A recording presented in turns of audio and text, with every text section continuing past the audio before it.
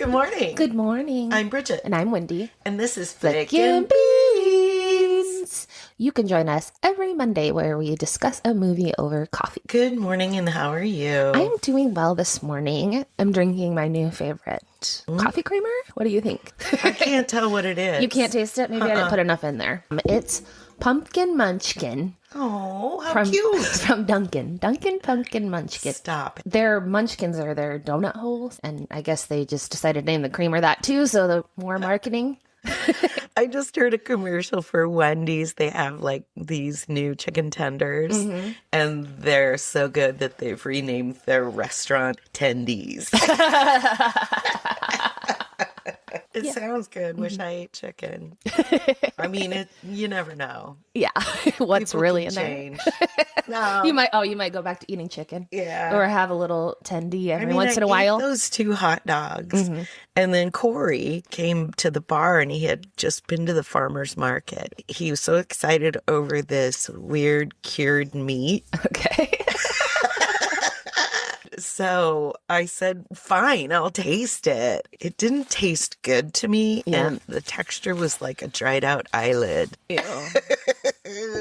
Gross. Yeah, it was. It was really weird. I'm like, why? Why do you? And it was like expensive. Yeah, of course. Yeah. Curing meat takes a long time, right? Yeah, I guess. So when I got my tattoo, I learned a fun little thing. Oh, yeah. It looks much better now, Ooh, right? it's uncovered now. Yeah. Ooh, I like the little dots around the flames. Glitter technique is what it's called. That's why I went to this gal. She's like a friend of a friend. So I've seen her stuff online. I started following her and I was like, oh, she does that glitter technique. And I want that. So that's why I went to her. neat. She was great. They were talking about getting a piercing called a coin slot, which I've never heard of. And I thought that was hilarious sounding. So a coin slot is when they take a coin slot shaped hole out of your ear. So you can like stack things into it. What? And apparently it's tradition in the community that when you get it done, that you have to eat the piece of skin they punch out. Oh, that's nasty. So eating an eyelid made me think. That's nasty. Is it cartilage too? Yeah, it's small enough. You probably just swallow it. But like, what do you put? But what do you put in it? Coins? No, you don't. No, you put a stack of rings. Oh, a stack of rings. So you can stack things on top of each other in the same hole. So at least that's how my artist had it done. So you didn't get it done, I see. No, I'm not interested in that. That's a good segue for this thing I wasn't even thinking of talking about. But last night, I was, up kind of just not ready for bed, looking for something dumb on the TV, and I found this called It's Florida, Man. Oh, I've seen that. Have you? Yeah. Did you see the one about the guy, Craigslist, who said, can you fulfill my fantasy? Of being eaten? Yes. Just 3 of his toes, though. This is a real thing. That is nasty. Yeah, I read a book once. I think it was called Sex at Dawn. It was about cultural sexual weirdness. And there was one story in there about this German guy. There was a court case because he was getting charged with murdering this other guy, but the other guy had asked him to slowly eat him. And it's like a sexual thing somehow. I'm not sure. But Well, definitely a deviant obsession. It's just like any obsession where you think about it and then you just get deeper and deeper into escalating, I guess. Like serial killing. I have a fear of that happening to me because I have some really messed up intrusive thoughts sometimes. Oh, yeah. I think everybody does. But one of them is I'm always thinking like pull into traffic. Oh, yeah. Pull into the other lane. What if you just... Sometimes it's way, way grosser. Stuff I would never say out loud. I think everybody has that. What if eventually you start listening to... Have you ever been obsessed with anything? Probably. I get very obsessed in short term with new crafts or a new project. Oh, sure. Never lasts very long for me, though. ADHD. Well, yeah. You jump on to the next one. I think we're both like that. But obsessed? I don't know. I've been obsessed with boyfriends. Yeah. 1,000%. Which is also a good segue into this movie. Our movie this week was... Isn't it romantic? Starring Rebel Wilson. And I think Liam Hemsworth. 2016. And Adam Devine. They're adorable together. they've played love interests a whole bunch. Pitch Perfect, I think, was the first. Their chemistry is lovely. She said, we're essentially Emma Stone and Ryan Gosling now. Adorable. I wish I could say it in her accent. Ryan Gosling. That's awful. You do it. Ryan Gosling? That's really good. Mine was really bad. Anyway, this movie is girl gets hit on head, starts living in a romantic fantasy world. Yeah. Has to get hit on head again to get out of it. This is a movie that does every single romantic comedy movie trope. Absolutely. And it's self-aware about it, so it makes, it's very meta that way. Rebel's character grows up. She's chubby. Her mom tells her no one's ever going to love her. So she stops believing in all these romantic comedies that she loved as a kid. And now she has an assistant that is obsessed with romantic comedies too, which she was great. So she goes on a long rant about all the things that she hates. And then she ends up in a romantic comedy somehow with her getting her head hit. The director had to watch over 90 rom-coms and pulled out the narrative tropes that they all had. Yeah. New York City. Uh-huh. Starbucks. Yeah. Rain falling during kiss. Half moon windows and bubble baths. Okay. And they also, a lot of recognizable movies like Pretty Woman. After she hits her head, why did they say her clothes were gone? And they had to get something out of Lost and Found for her. And it was like the exact outfit that Julia Roberts was wearing when she was shopping. A white suit, big hat. Somebody left that in the Lost and Found. Even later, she's in that red dress, which is another nod to when they went to the opera. Yeah. Yes. There's so many little details that I think if I watched again, I might catch more. But one of them is in the beginning when she first gets in the car with Chris Hemsworth character and they're driving over the bridge and it's like a drone shot above and the birds are flying in a heart formation. And I'm like, what a cute little detail. I wonder what else I missed. Oh, that is cute. So she gets mugged by someone she thinks is hitting on her. Wakes up in a hospital and the doctor is too hot to be a doctor. Right. Yeah. It is weird when you end up with like a doctor or a dentist or somebody that's like really attractive. Does it make you nervous? I don't know. Like I'm not even like attracted to them. I just feel like you're too pretty to be like examining my body. Well, my defense mechanism is humor. Yeah. When I had pneumonia, I got set up with a new doctor and I needed primary care anyway. And he was laughing his butt off by the time our visit was finished. So I'm already beguiling. Beguiling. I wish I had the fun fact of how many times they said beguiling in this movie. I did look up the official definition so that we can all be clear. Beguiling, charming or enchanting, but often in a deceptive way. So that's the little twist, beguiling. That's the batting the eyelashes thing. And it's that whole trope of trying to make someone fall in love with you means that you have to act a certain way, flirty, batting your eyelashes, when that's not real life. Real life, the person falls in love with you as you are. Exactly. Yes. You cannot make someone fall in love with you. Right. It's not possible. Like, No. even if they did fall in love with the version of you that you're showing them, because that happens, that's not you though. And even that, I don't really think you can make someone fall in love. Right. Infatuation. There's a word for that, infatuation, at the beginning of romance. Yeah. It's limerence. Okay. And that means that it's fleeting because it either stops or turns into something else. Yeah. I learned that from that show, Adam Ruins Everything. Oh, yeah, I love that show. He ruined love He ruins everything. by breaking it down. He ruins love. He ruins marriage. He ruins lots of stuff on there. And Rebel Wilson did hate rom-coms Oh, yeah. before she did this movie, but she ended up having to watch so many of them and ended up liking them. Yeah, I love a rom-com. They Sometimes. get a bad rap. Yeah, they have a predictable storyline a lot of times, but it's an enjoyable experience if you're not looking to have a lot of feelings. Right. Or you just want to have like nice feelings. I almost said, you're not going to cry. Oh, that's not true. Some of them will You get run you. the gamut. Yeah, and some rom-coms are genuinely good movies. They're really funny and they have a good message and things, and they just still kind of run that romantic comedy storyline. I looked up the top 10. Yeah. rom-coms. Is Pretty Woman at the top of the list?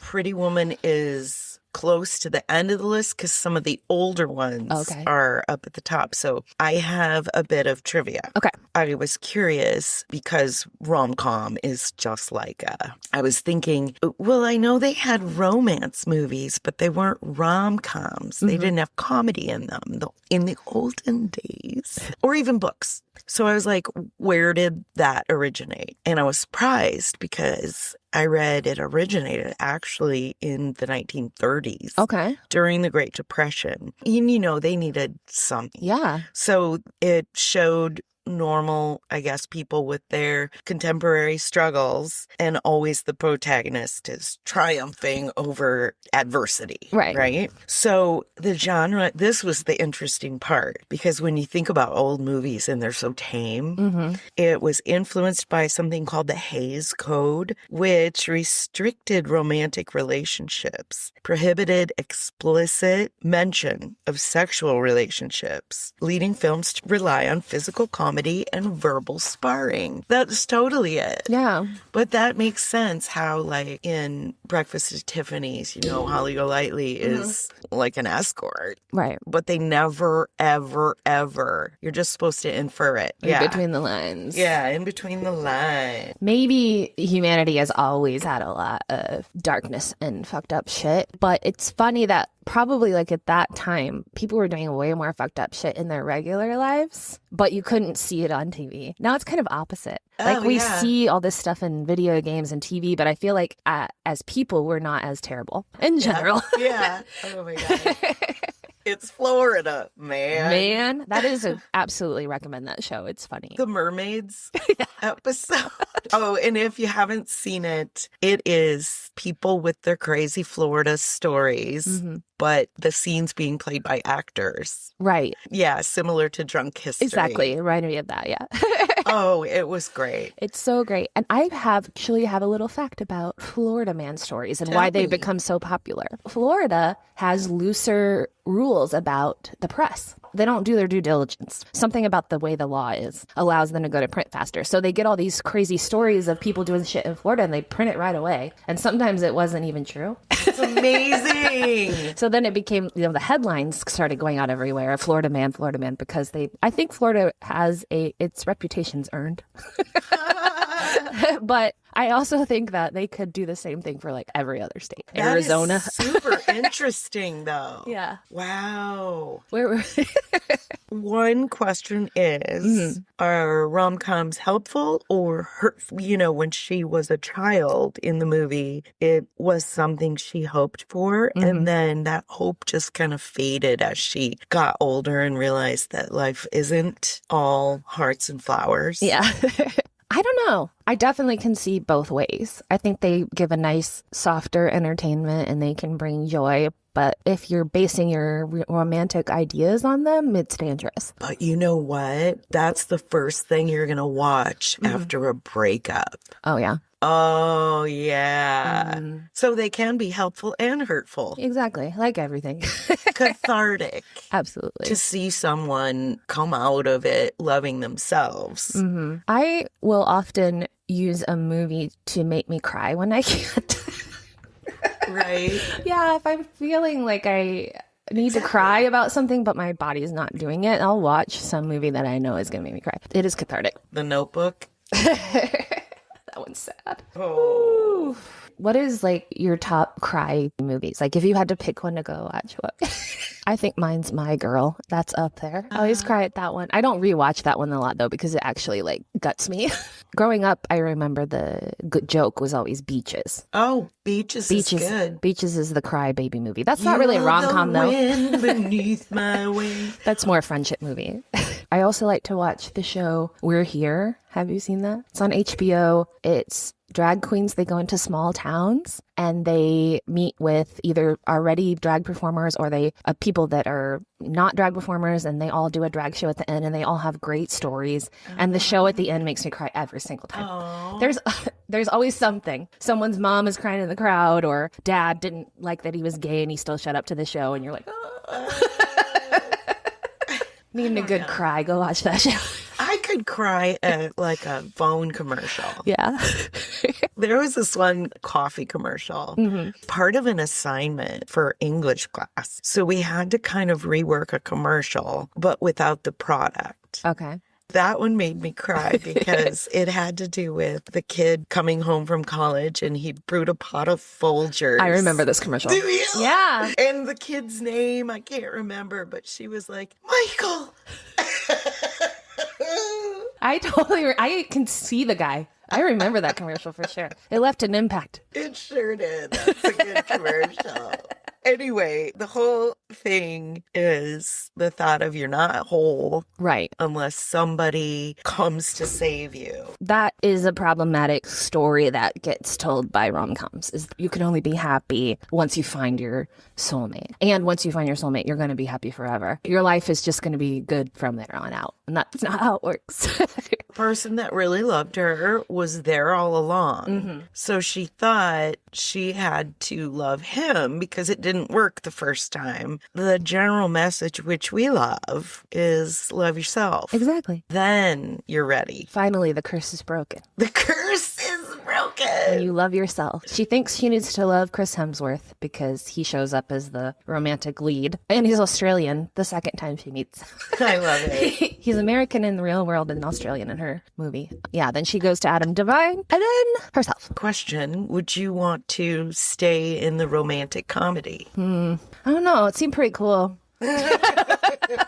But you couldn't cuss or fuck, so that would be a bummer. Yeah. Oh, that's right. No, just for that, I wouldn't want to stay. That's right, because it was like PG-13. Yes. Oh, that is so funny. That was clever, all the ways that they found to cover up her cussing. The truck backing up and the blender, like all these ways. Yeah, they can't have sex. That just always goes to the next morning. She did keep trying, though. Bless her heart. You know, an opportunity presents itself.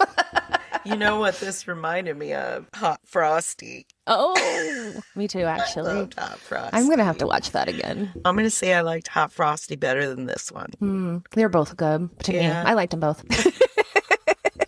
Well, I love Rebel Wilson and Adam Devine, and I love them together. So I think that boosted this movie a lot for me. But I just think they have really great chemistry together. You can tell they're like really friends in real life. They are. And yeah. And they were in Pitch Perfect together. So they already have the singing and dancing. And also Priyanka Chopra Jonas has singing and dancing background. I didn't realize that she's in several Bollywood movies.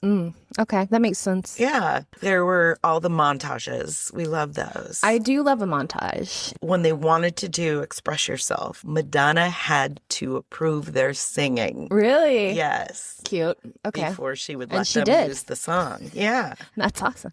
And I Want to Dance with Somebody. It was spot on Whitney Houston's video. Oh, yeah? All of it. All of it. It was so great. I loved the karaoke scene. I loved how much they pointed out that would not be possible. Right. Any of the musical numbers that you see take so much freaking work to be in sync like that. That was the cast's favorite scene to film. I bet. The other trope that always happens when there's a karaoke is the music cuts out. Who's doing that? I know. It's just like in Camp Zero. Yeah. Do you step off the stage? Do you keep going a cappella? And they always keep going a cappella. And it's always amazing. Right. And I loved the musical number at the end. That seemed like it was probably very fun to film as well. It's like one last hurrah in the romantic comedy realm. Now they have to go back to real life. I love the moments where you can be in a musical act. I know. Sometimes you just want to break into song. Exactly. I remember when there was that big flash mob craze. And I was like, I want to be in a flash mob. Okay, let's do it. Let's bring it back. I don't know that many people. It only has to be like 5 people. Okay. I guess it's not a mob, but close enough. Oh my God. Corey, the guest host that we had, does DJing for weddings. And he did this wedding where the bridesmaids and groomsmen were coming in battling with swords because they were nerds. Yeah. And so he had his camera ready, and I got to see this video where they went tick, tick, and walked away. And he was like, That was lame. You could have probably choreographed a little bit better. They didn't give their bridal party any warning. Oh, man. It's just that people are embarrassed to be the center of attention. Yes. And do something out of the box. You and I are both the same this way. I'm going to do it. Yeah. Yeah, I don't care. I'm going to do it for the bit. Yeah. Yeah. For the bit. For the exactly. Bit. Exactly. God. Did we do it? Yeah, I think we did it. We flicked some beads. Okay, love you. Bye. Bye.